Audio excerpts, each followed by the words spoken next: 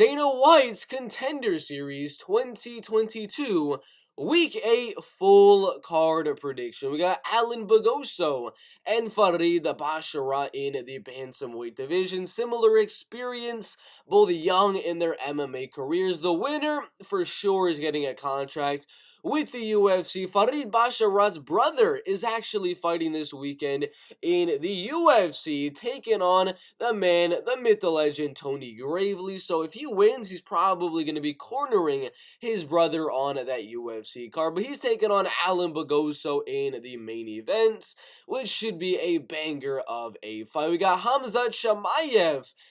His only win against ikram Aliskerov is the only loss for ikram Aliskerov by first round knockout, but ikram Aliskerov looked very good in that fight. Beat Dennis Tulinin, however you want to say that one, who is in the UFC right now. Nishan Burrell right here, who's a very, very solid guy that's been doing very good inside the UFC a while ago, back in 2013, and outside the UFC as well. So he's been beating some good guys outside of the UFC, and I think the winner of this one will get a contract, because this is Sousa, his opponent's third time on the Contender Series, which is insane.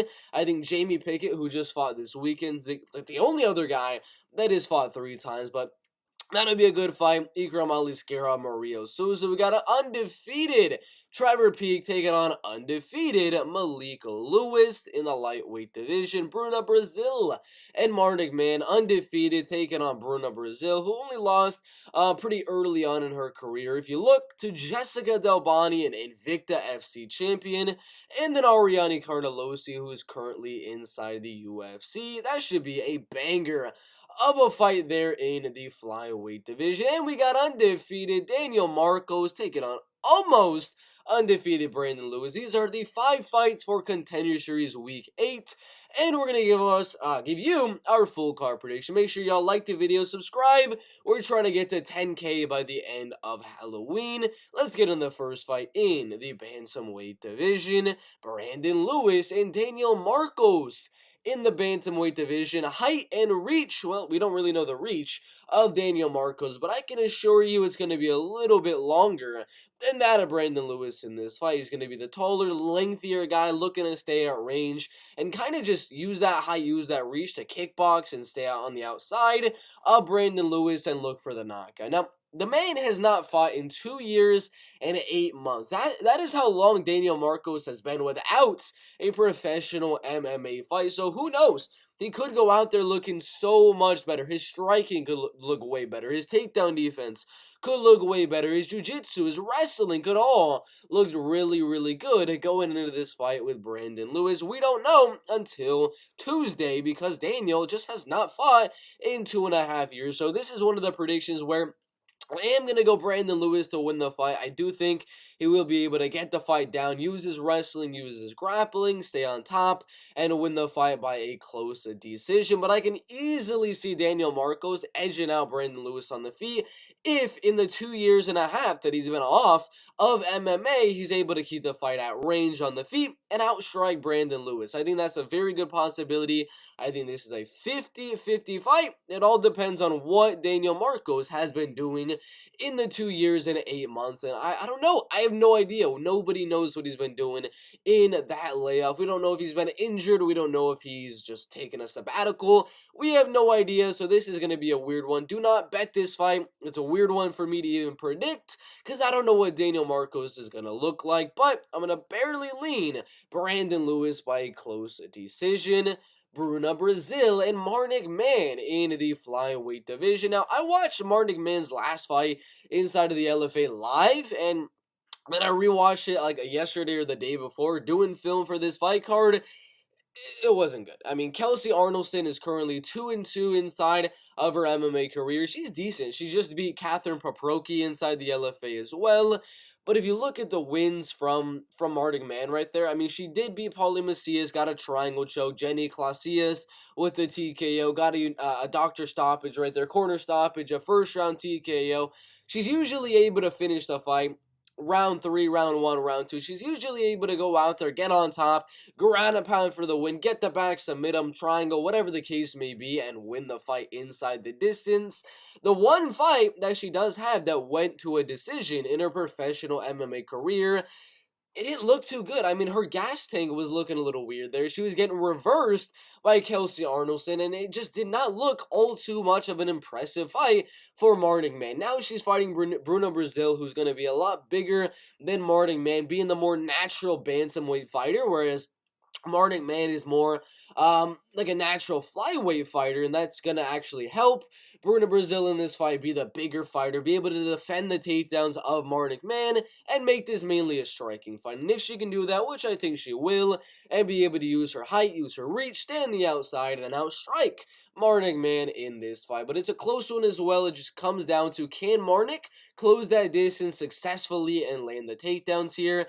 Judging off her last performance, I don't think so. I think Bruna will use her size and strength to defend the takedowns and outstrike Marnic, man, for the decision win. Trevor Peek and Malik Lewis in the lightweight division. Trevor, 6-0, 27.5.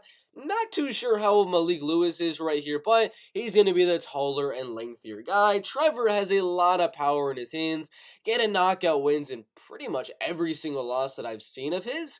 Malik Lewis, a little bit different, gets a few submissions mixed in there, but a lot of ground and pound TKOs and knockout wins on the feet. This is a close fight. I think it's probably the closest fight on the card. Maybe you can say that one could go to Brandon Lewis, Daniel Marcos. But this fight with Malik Lewis and Trevor Peek, it comes down to round 1. Round 1, I think Trevor Peek's going to win all the way. He's got the power, he's got the speed, he has the will to win round number 1. But once he starts to gas out going for the finish in round number 1, Malik Lewis, with his striking advantage at range, will force Trevor to make some mistakes, which Malik Lewis is going to counter on him at range with, and potentially mix in some takedowns and some wrestling. And it's a contender series fight. Both undefeated guys are going to be looking for that finish, and I think Trevor definitely is going to be looking for it early on in this fight. I don't think he gets it, and I think he gets finished in round 2 or in round number 3 after he rocks Trevor Peek on the feet and then either ground and pounds for the win or submits him in round 2 or round 3. Malik Lewis in the second or third rounds.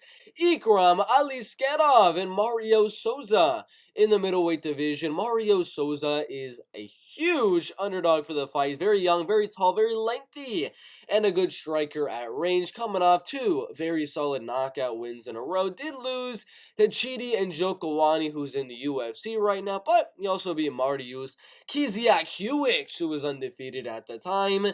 Not going to happen here. Ikram is a bad matchup for Mario Sousa. Ikram's going to go out there, take this fight down with ease, and ground and pound him till he gets a submission. Easy prediction here in the middleweight division. Ikram in round number 1. Allan Begosso and Farid Basharat in the bantamweight division. I'm going to go Farid Basharat to win this fight. Similar experience from both guys right here. Allan Begosso barely losing his second to last fight right there. Over there in the LFA to Richard Palencia, who probably should have got this shot instead of Allan Begosso, but I digress. Farid's going to be taller, he's going to be lengthier, better at range. With the kicking and striking on the outside, he could realistically make this a 3-round striking fight and win the fight at range. Very possible outcome for Farid Basharat, but you can also mix in the takedowns. And yes, I know Allan Begosso has some decent submissions on his record right there. Getting a guillotine on Samarbek Sabirizan Yulu in round 1 or round 2.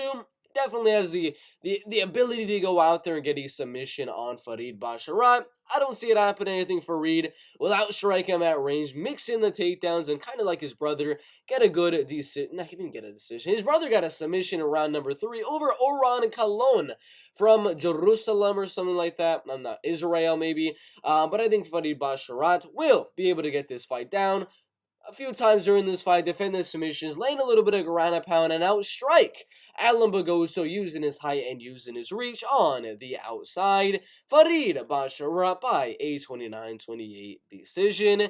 That is the full card prediction. I got Farid Basharat by decision, Ikram Aliskerov round 1, whatever he wants. Malik Lewis round 2 or round 3 by TKO, ground and pound, or a submission. Bruna Brazil by decision, and Brandon Lewis by a decision. Number 1 most confident is going to be Ikram Aliskerov. I think he should easily go out there and win this fight. He's definitely going to be a confident pick. Farid Basharat, that's my only confident pick. Ikram Aliskerov is my one and only confident pick for this card. Farid Basharat, my second most confident, but he's still a slight lean. Third most confident is going to have to go to Bruna Brazil. Number 4 most confident to Malik Lewis. And number 5 to Brandon Lewis, because I don't know what Daniel Marcos is going to look like. But thank you guys for watching. We'll see you in the next one.